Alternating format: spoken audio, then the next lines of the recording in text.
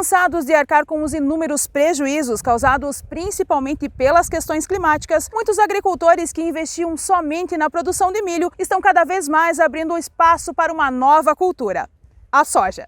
Exemplo disso é o agricultor de videira Marcelo Munaro. Ele cresceu vendo o pai trabalhar com o milho e também passou a produzir as sementes. Mas há cerca de 10 anos abriu espaço na propriedade para o plantio da soja. O motivo, o agricultor explica. O primeiro motivo pela rotação de cultura, que daí o milho produz mais, e outro fator que está influenciando é a rentabilidade e menos risco. Por causa de secas, né?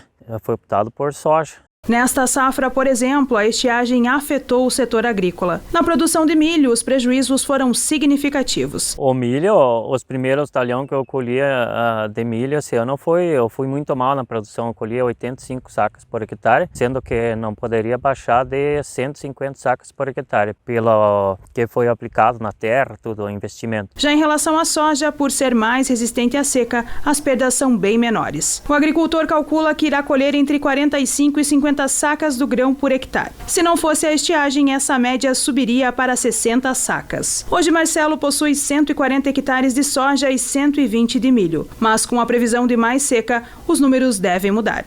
Para a próxima safra, eu vou plantar 30% do milho e o restante soja. Até porque temos uma previsão de laninha de novo, então eu vou optar mais pela soja do que pelo milho. No que se refere à procura pelos produtos, ambos os mercados estão aquecidos, visto que tanto o milho quanto a soja são utilizados para produzir ração. Dessa forma, o aumento na produção de soja está ligado a uma série de fatores, conforme explica o engenheiro agrônomo Edson Fontana. E a gente diz que o ponto de equilíbrio é 2:1, ou seja, se 2 sacos de milho atingem o valor de 1 saco de soja, é o ponto de equilíbrio onde as lucratividades se equivalem, né? Mesmo com essa vantagem, alguns agricultores ainda têm receio de investir no plantio da soja. E uma dificuldade grande é a questão de máquinas para colher, né? Que a soja não é como o milho, que ela tolera um ponto de colheita, né?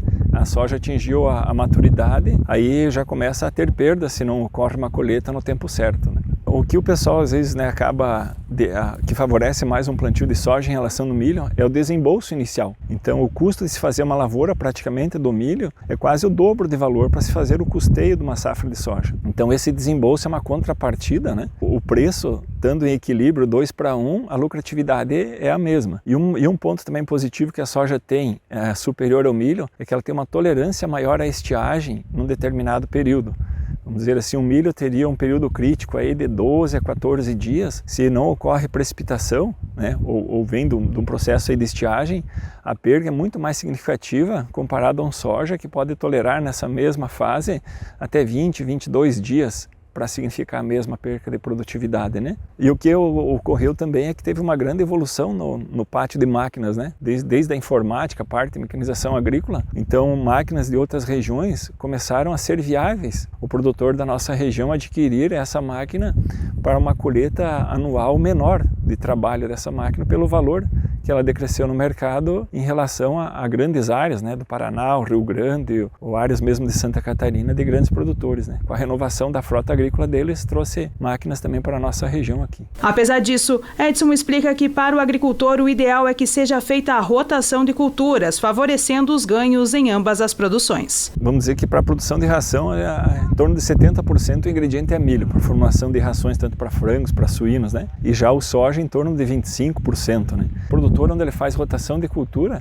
ele consegue atingir a máxima produtividade tanto no milho quanto na soja, ao contrário dele todo ano plantar só uma cultura de verão, ou só soja ou só milho, ele não tem esse ganho da rotação na produtividade, né? Até porque na nossa região tem muita adubação de dejetos orgânicos, de suínos, de aves. Esse fator ele vem a somar mais no milho do que numa soja. E os dois eles vêm a contribuir, a se somar, né? O ganho da rotação, um ano que tu planta soja, depois plantar um milho, tu vai ter uma produtividade maior do que tu só plantasse milho. Consequentemente da soja também, se tu plantar todo ano soja, aí vai ter uma perca de produtividade em relação ao milho. Esse cenário segue o que vem acontecendo nas áreas de cultivo da região e também em todo o estado, conforme explica o analista em socioeconomia da Epagri-Cepa, Haroldo Elias. Essa expansão desde a safra 2012-13 até a última safra 21-22, tivemos a área cultivada de 500 mil hectares, passando para acima de 750 mil hectares nessa última lavoura. E também no meio oeste acompanha essa tendência nas regiões de Joaçaba, Videira e Caçador.